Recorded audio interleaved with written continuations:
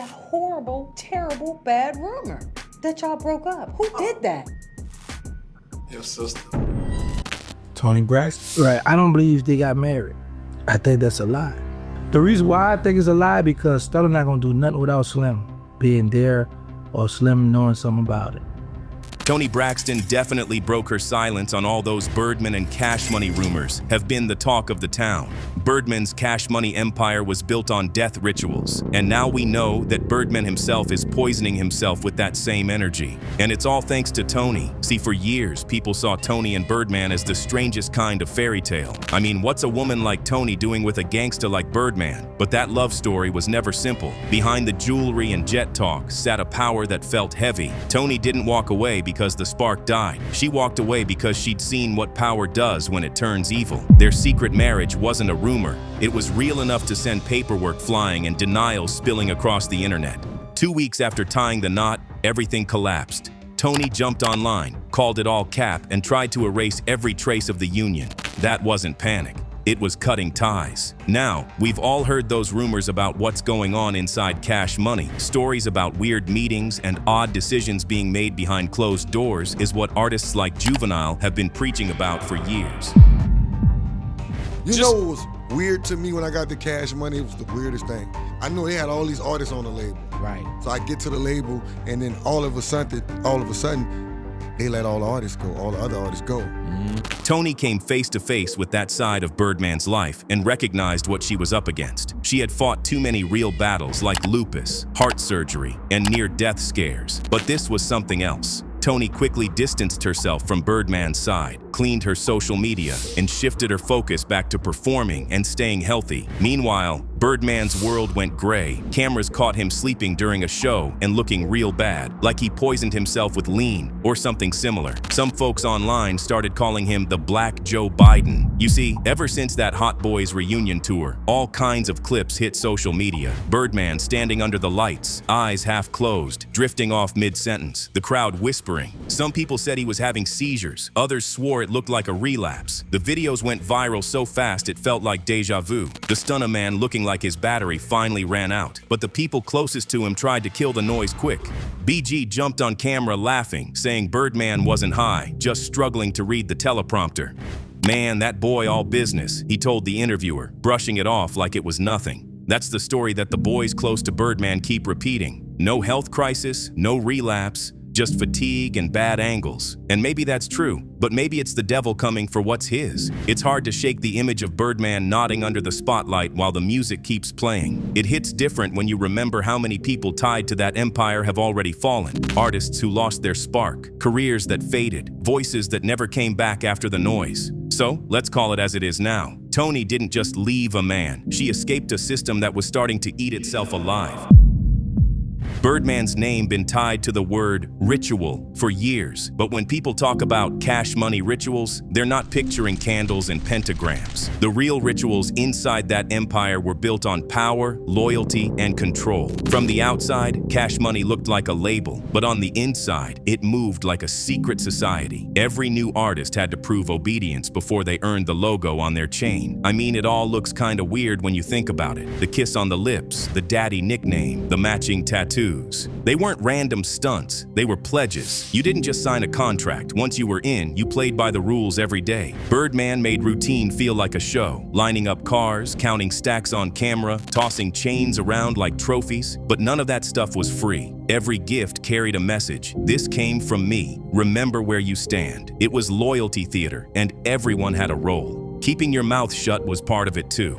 Folks who pushed back, like UNLV or Kilo G, just drifted out of the conversation. In fact, some say Kilo was taken out by Cash Money for speaking up. It wasn't until Wayne pushed back that the cracks in the whole family image of Cash Money started to show. The act wasn't magic anymore. It was just control. Online, people hype up Cash Money rituals like some secret occult stuff. But the truth is way simpler and colder. Birdman had his own way of keeping his empire loyal. The real sacrifices were independence, freedom, and identity. Birdman repeated the moves so many times that it became belief, even if it was fake. That's basically the world that Toni stepped into. She saw the way everyone froze when Birdman walked in. For her, it didn't feel like love. It felt like a warning. Around him, worship was the rule, and Toni wasn't built for that. She fought too hard for her peace and sanity to let anyone take control. So she broke the routine the only way you can, by walking away. And just like that, the whole vibe Birdman had started crumbling. The short-lived marriage between Toni and Birdman was only the first chapter in Birdman's downfall. Even though Toni and Birdman went public already in 2016, it wasn't until last year that they secretly tied the knot. But the honeymoon was over before it even started. 2 days after the ceremony, Toni filed for divorce, calling it an irretrievably broken union. She later withdrew the petition in January 2025, but their social media purge in mid-2025 made it clear the split was real. And then Birdman went online. He started calling Toni out, accusing her of cashing in, labeling her a gold digger, and claiming she pawned her engagement ring while pushing for $160 million payout. Once that hit gossip blogs and reaction live streams, it was like lighting a match in a powder keg. The culture war-style loyalty split was on. When it came to who gained and who lost, outside hip-hop Birdman's reputation took a hit. R&B and pop media painted him as manipulative, but in trap and southern rap circles, his never-back-down energy only strengthened his boss archetype. Money-wise, he avoided major losses since the divorce filings were dismissed. Toni had sympathy on her side at first, but the $160 million claim and the missing $5 million ring brought her past bankruptcies back into the convo, slowing some sponsorship deals. Still, the drama pushed her old tracks back into streaming rotation and gave her documentary work on women's financial independence fresh traction. Cash Money Records itself wasn't immune. The internal fracture exposed Birdman's shaky standing with legacy artists. Mid-tier acts, especially producers tied to Lil Wayne's Young Money, froze collabs with Birdman-signed artists when the feud spilled online. But Birdman turned the chaos into marketing for rich gang releases, turning tabloid clicks into streams. When the smoke cleared, though, Birdman kept control of Cash Money, but his cultural goodwill was gone. Toni walked away with public empathy and renewed attention, even if skeptics questioned her motives. The old Cash Money alliance was broken for good.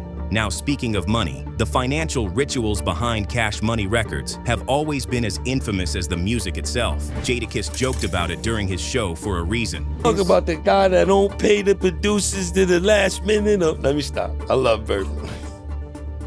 Cash Money did shape Southern hip-hop and built a legacy of hits, but the business behind the scenes often blurred the line between tough management and straight-up exploitation. Behind the flexed cars, designer threads, and mansion photo shoots, there was a system designed to keep artists indebted and Birdman in control. For decades, multiple artists reported that their label advances were never fully delivered, or were structured as recoupable debts with almost no transparency. Tyga's $10 million lawsuit revealed that even his teenage contract came with a lawyer representing both him and the label, a conflict of interest that ensured every negotiation leaned toward Cash Money. Lil Wayne's 2017 battle with the label went even deeper. His suit accused Cash Money and Universal of playing behind his back to throw off his streaming and publishing profits, eventually forcing him to settle for less than what he's earned. Just like Suge Knight on the West Coast, Birdman would front flashy cash, cars, or jewelry as symbolic payments on the East. That way, he could keep his artists tied to the label long after the headlines faded. The contracts themselves were part of the ritual too.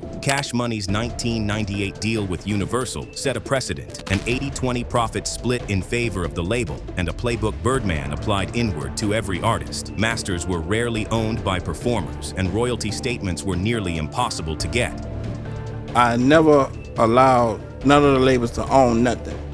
I own everything. Universal. No, Universal never owned nothing. Early negotiators like Wendy Day never saw the money they were owed. Birdman's infamous line, "Sue me. When I have to pay you, you'll get paid," became legendary in industry circles. Later, Universal helped cover Cash Money's debts in exchange for more distribution control, turning unpaid artist profits into corporate leverage. The result was what insiders now call ghost royalties. Money that should have flowed to artists instead got rerouted to higher tiers, a hidden layer of power that most fans never saw. Loyalty got you Lambos, jewelry, and front row treatment, while disobedience meant late checks, frozen albums, or even quiet blacklisting. The public-facing flex, helicopters, mansion photo shoots, Stunna Island lifestyle kept the myth alive. By 2025, insiders described Cash Money as a medieval label model. Birdman and Slim ruled everything, and younger signees like Jacques pledged near lifelong allegiance despite little actual control.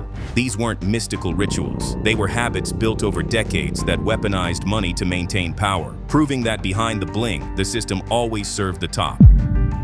So that's when some of the biggest names started making moves behind Birdman's back. Low-key, but loud enough for anyone paying attention. Tension in the Cash Money camp was boiling over in 2025, and some flexed, some stayed silent, but everybody had an agenda. Lil Wayne, whose beef with Birdman had been simmering for years, made it obvious he wasn't playing games. During the Hot Boys reunion tour, Wayne and the crew dipped off stage mid-speech while Birdman was hyping the crowd, a clip that immediately went viral. Weeks earlier, Wayne had straight up cut Birdman off mid-intro at Lil Louisiana Fest 2025, not letting him finish a dedication to Birdman's mom, Ms. Gladys. Fans and insiders knew exactly what that meant. All that forgiveness from the 2018 settlement.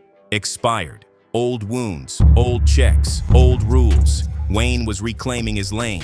Juvenile played it different, keeping it classy but showing his frustration. On the Cash Money Millionaire's 30th anniversary tour, he called out Birdman's booking team for underpaying or even sidelining fellow hot boy Turk after money disputes. He admitted it put him in a weird spot, stuck between loyalty and doing right by his people. By summer, he started flipping the energy to new projects and letting the music speak instead of dragging drama. You could feel it.